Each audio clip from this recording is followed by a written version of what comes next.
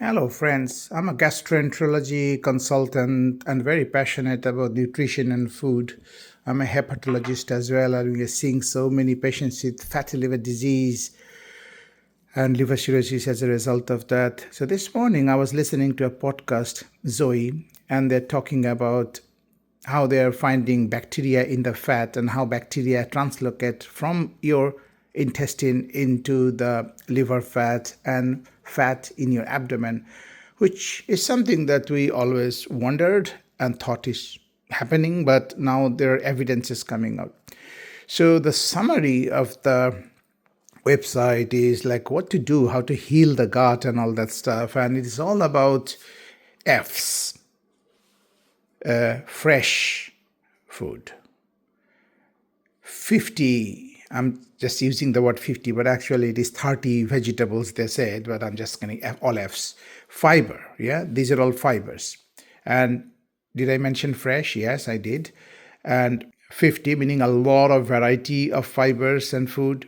And then fermented, meaning bacteria. So when you controlly ferment the food, like Napa cabbage or cabbage, pickle, or ferment milk to make kefir or lassi or yogurt, that's very good. So for the gut to flourish, you need lots of good bacteria, which is called probiotic. But don't buy sugary probiotic drink that most of you just go to Sainsbury's and Tesco's. No, make your own probiotic.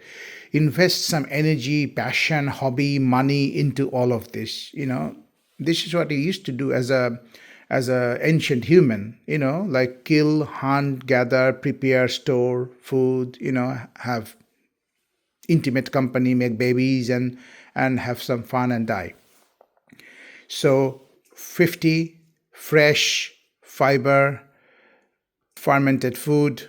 But the problem is that one, do you know how much of the stuff we had to do to make it edible? You need to take all the pills and small pills, all the pills. That's number one.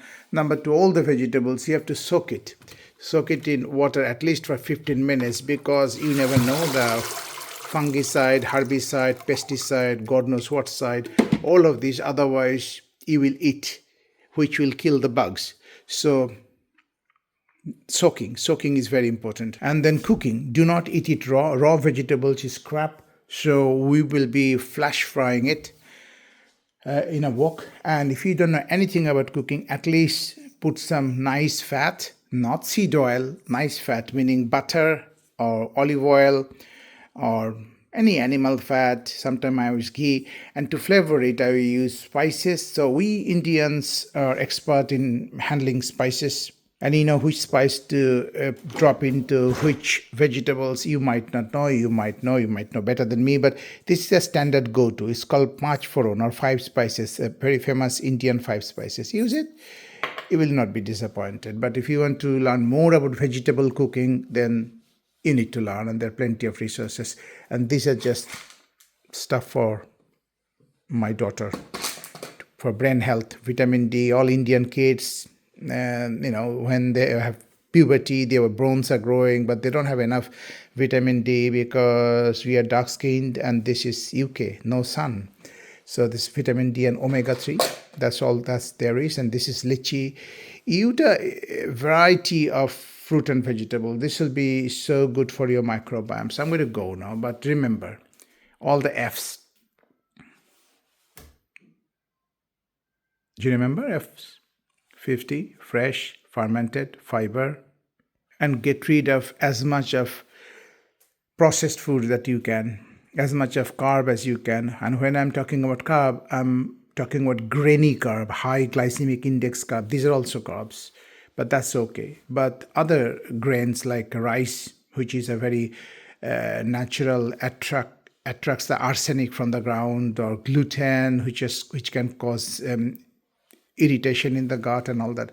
But I don't want you to be restrictive because I really love pizzas and I have gluten from time to time, but I'm trying to sort of reduce it.